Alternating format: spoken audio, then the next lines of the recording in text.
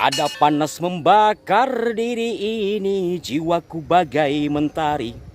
Ada segenggam angan yang datang berlari, aku ke arah sana.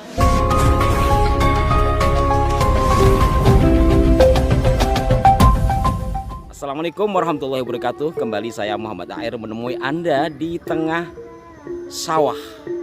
Kondisinya sedang panas, maka saya menyanyikan lagu yang tadi. Saya lupa lagu siapa, tapi saya hafal sedikit. Hari ini, saat ini saya akan mengunjungi sawah di mana sedang ditanami. Yang ini merupakan kearifan lokal yang kita tidak tahu apakah kearifan lokal tersebut masih akan lestari 10, 20 atau 100 tahun mendatang. Maka itu perlu kita dokumentasikan, karena itu bagian dari sejarah peradaban bangsa kita dalam dunia pertanian. Yuk kita mengunjungi mereka-mereka yang kini sedang menanam padi yang dalam istilah Madura disebut mance.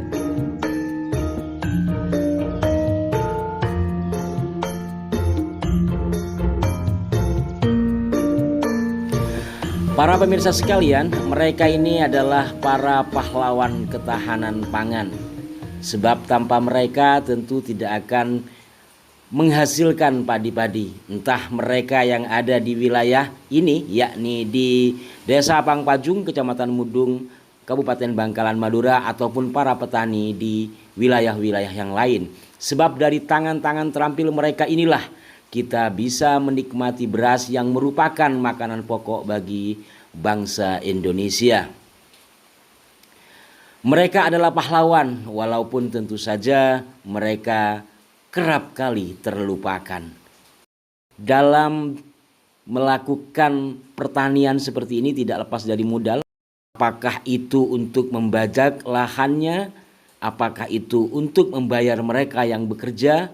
Tidak ketinggalan juga adalah pupuk. Karena belakangan ini sudah umum menggunakan pupuk buatan pabrik. Walaupun pupuk kandang juga sebagian dipakai. Nah, terkait dengan pupuk ini para pemirsa, dari informasi yang saya terima, kerap kali juga terjadi kelangkaan pupuk. Uangnya mereka miliki karena telah menjual ternak, tetapi ketika mau beli pupuk tidak tersedia. Seringkali terjadi seperti itu walaupun tidak selamanya, dan ini juga mohon perhatian kepada pemerintah karena mereka adalah penopang ketahanan pangan bagi bangsa Indonesia. Terkait dengan pupuk, sekali lagi mohon perhatiannya.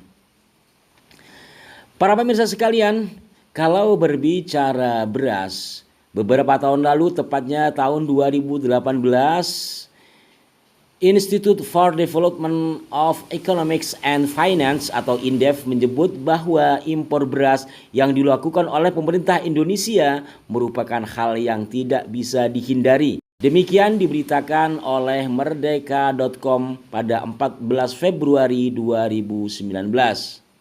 Media ini juga melaporkan bahwa pada tahun 2000 lalu impor beras tercatat sebesar 1,35 juta ton. 2001 sebanyak 644 ribu ton. 2002 sebanyak 1,8 juta ton. Kemudian di tahun 2011 sebanyak 2,75 juta ton. 2012 sebanyak 1,81 juta ton. 2013 sebanyak 472 ribu ton. 2014 sebanyak 844 ribu ton. 2015 sebanyak 861 ribu ton. 2016 sebanyak 1,28 juta ton. 2017 sebanyak 305 ribu ton. Dalam 2018 sebanyak 2,25 juta ton. Demikian informasi terkait dengan impor beras beberapa tahun yang lalu. Namun demikian para pemirsa sekalian, belakangan alhamdulillah hasil panen khususnya beras kita cukup melimpah.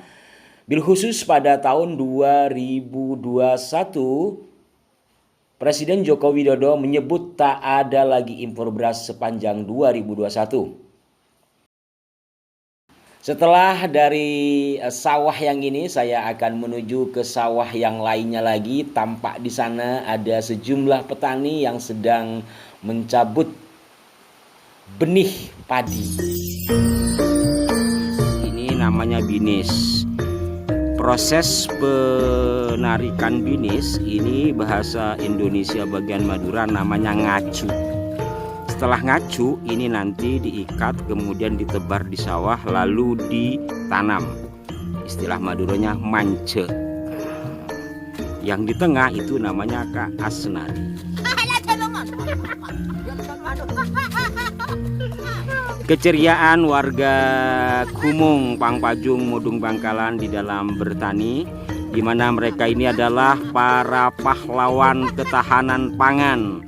Tanpa mereka kemungkinan kita juga susah untuk mendapatkan beras.